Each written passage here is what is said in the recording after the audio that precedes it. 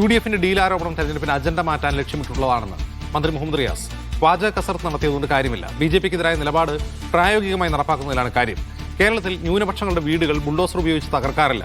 കർണാടകയിലെ കോൺഗ്രസ് സർക്കാർ ന്യൂനപക്ഷങ്ങൾക്കെതിരെ bulldozer Raj നടപ്പാക്കുകയാണെന്നും Riyas media വണ്ണിന്റെ തീപാറും മണ്ഡലത്തിൽ പറഞ്ഞു.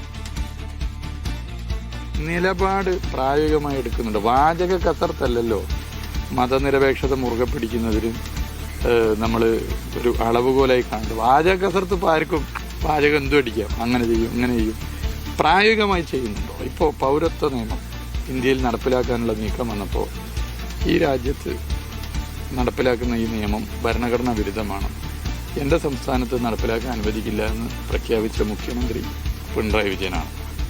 പൗരത്വ രജിസ്റ്റർ കേരളത്തിൽ നടപ്പിലാക്കില്ല എന്ന് പറഞ്ഞ് വിജ്ഞാപനമിറക്കിയ ഇന്ത്യയിലെ ഏക സ്റ്റേറ്റ് ഗവൺമെൻറ് കേരളം, അത് ഈ ഗവൺമെൻറ്റാണ്. നേറ്റിവിറ്റി കാർഡ്, ഇതിനൊരു പരിചയ പോലെ നമുക്ക് ചെറുക്കാൻ പറ്റുന്ന നേറ്റിവിറ്റി കാർഡ് ഒരു സ്റ്റേറ്റ് കൊണ്ടുവന്നിട്ടുണ്ടെങ്കിൽ അത് കേരളത്തിലാണ്. എന്തേ കോൺഗ്രസ് ഭരിക്കുന്ന കർണാടക ചെയ്യാത്തത്? ഇവിടെ ഡീലും ലീഡും ഒക്കെ പറയുന്ന ആളുകളല്ലേ അവിടുത്തെ നേതൃത്വം, എന്തേ അവിടെ ഇത് ചെയ്യിക്കാത്തത്?